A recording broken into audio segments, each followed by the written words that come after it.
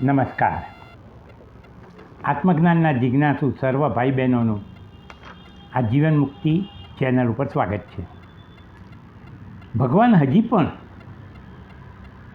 અર્જુનના 8મા પ્રશ્ન પ્રયાણ કાલે આપનું કેવી રીતે સ્મરણ કરીએ કે જેથી મોક્ષ પ્રાપ્તિ થાય એ પ્રશ્નનો જ ઉત્તર આપી રહ્યા છે.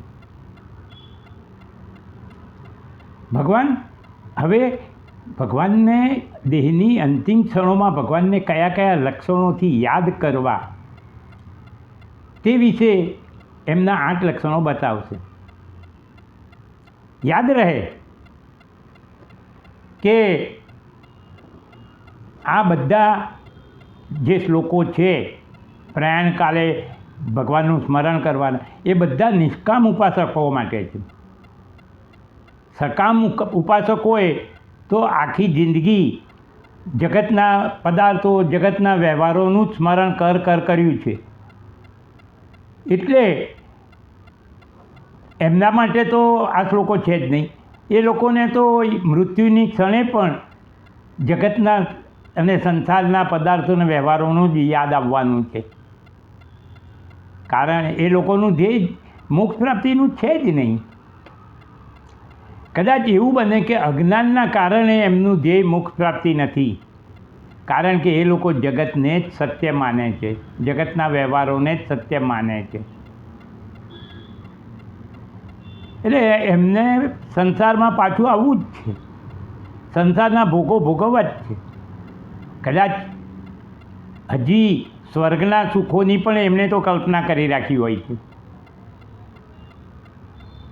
તો હવે ભગવાન આપણને એવા 8 લક્ષણો કહે છે કે જેનું રટણ કરતાં કરતાં આપણે જઈએ, આ દેહ છોડીએ તો ભગવાનમાં ભળી જઈને ભગવાન રૂપ જ બની જઈએ.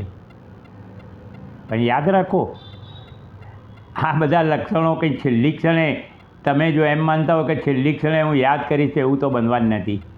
તમે જીવનભર જે વસ્તુનું રટણ ને ચિંતન કર્યું હોય એ જ મૃત્યુની ક્ષણે યાદ આવે છે.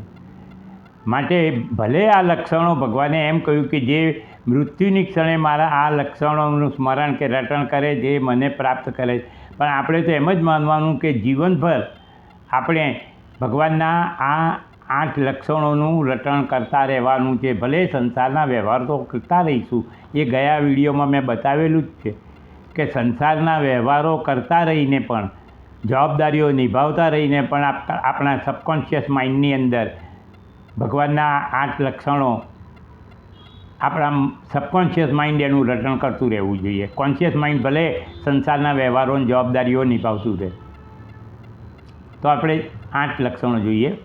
પહેલું લક્ષણ છે કવિમ પુરાણમ, મતલબ કે અજન્મા, અવિનાશી, અનાદિ. ભગવાન અજન્મા છે, અવિનાશી છે, અનાદિ છે, સૌનું કારણ છે. આપણે શું શીખવાનું કે હું પણ ભગવાનનો અંશ છું. ભગવાને અંશ કહ્યો જ છે. તો હું પણ અજન્મા અવિનાશી છું, મારું મૃત્યુ નથી, હું આ મરી રહેલા દેહનો સાક્ષી છું. બીજું લક્ષણ છે અનુશાસિતારમ, મતલબ કે સર્વના નિયંતા. કર્મોના સિદ્ધાંતો અનુસાર આપણા કર્મોના કર્મ ફળદાતા, સૌનું ધારણ પોષણ કરનાર અને સૌનું ધારણ પોષણ એ કરે છે એટલે એ સૌથી આદિ કારણ છે, એ તો સિદ્ધ જ થઈ જાય છે. ત્રીજું અણોહો અણિયામ, મતલબ સૂક્ષ્મથી પણ સૂક્ષ્મ, સટલેસ્ટ એલિમેન્ટ. અને એ તો તમે સમજો જ છો કે જે સૌથી સૂક્ષ્મ હોય એ સર્વવ્યાપી હોય. ભગવાન સર્વત્ર છે, સર્વવ્યાપી છે, મારામાં પણ છે અને અણુમાં છે. અણોહો અણિયામ મતલબ અણુમાં છે. ચોથું લક્ષણ સર્વસ્ય ધાતારમ, બધાનું ધારણ પોષણ પણ કરે છે. આદિકારણ છે. અને એ તમને પહેલાં મેં કહેલું જ હતું કે કારણમાં જ કાર્ય રહેલું હોય છે. માટીમાં જ ઘડો રહેલો હોય છે. ઘડાનું કોઈ સ્વતંત્ર અસ્તિત્વ તો છે જ નહીં. માટીના એક આકારને ઘડો કહીએ છીએ એ વાત જુદી છે વ્યવહાર માટે, પણ ઘડાનું કોઈ વાસ્તવિક કે સ્વતંત્ર અસ્તિત્વ નથી. જે છે એ બધું માટી જ છે. એમ જે કંઈ છે આ જગતમાં એ બધું ભગવાન જ છે. ભગવાન સિવાય બીજું કશું છે નહીં. 5મું લક્ષણ છે અચિંત્ય રૂપમ. આ લક્ષણ આપણને લાગુ પડે છે. આપણે જગતના પદાર્થો, વસ્તુઓ વગેરેને ઇન્દ્રિયો, મન અને બુદ્ધિથી જોવા માગીએ છીએ, ઓળખવા માગીએ છીએ.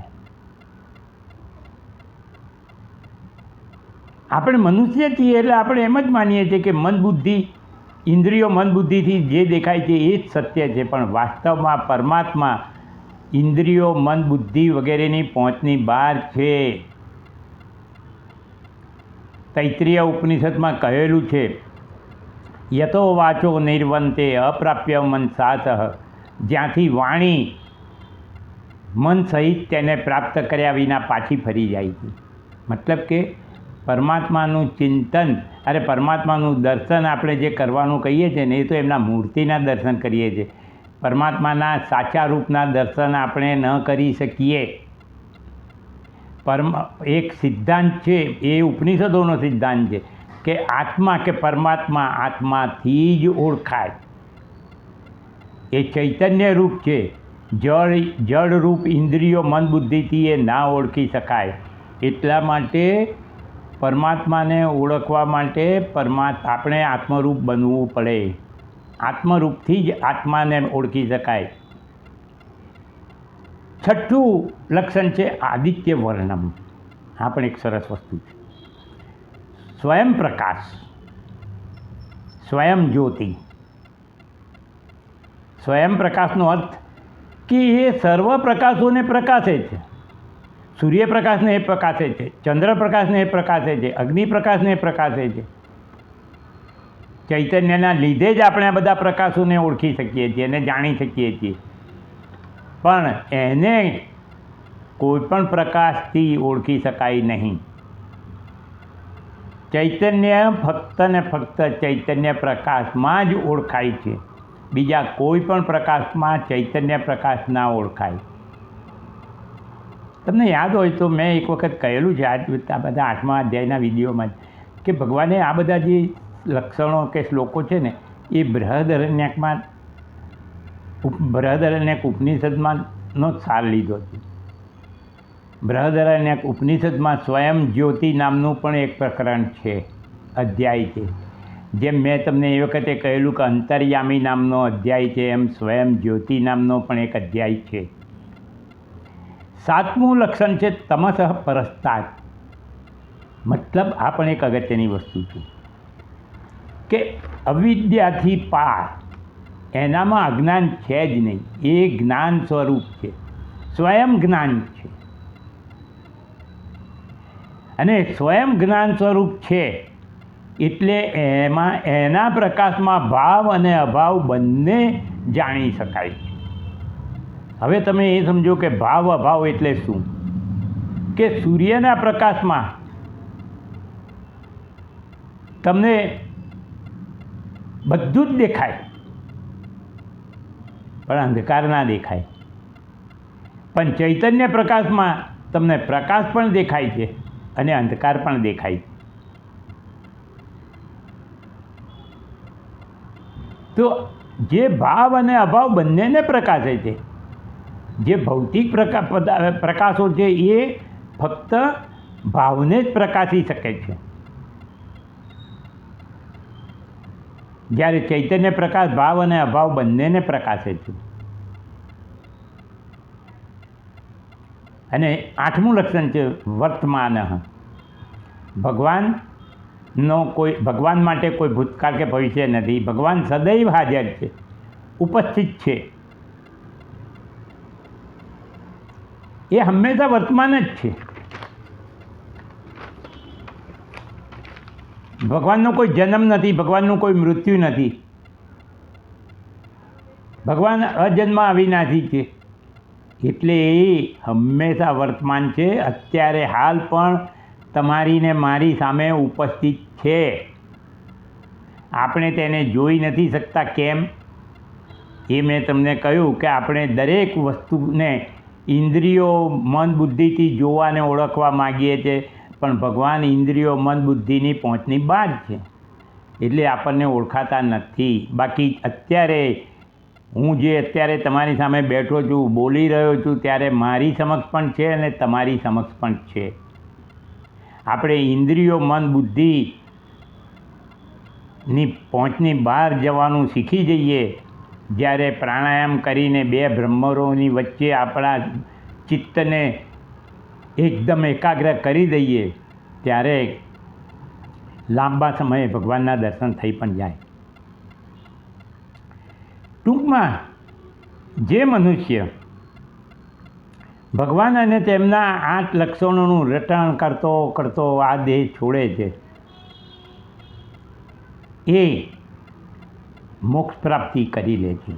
મોક્ષ પ્રાપ્તિ એટલે ભગવાનમાં ભળી જઈ ભગવાન રૂપ થઈ જવું. નવો આ દેહ લઈને સંસારમાં આવવાની વિવસ્થા ના રહે.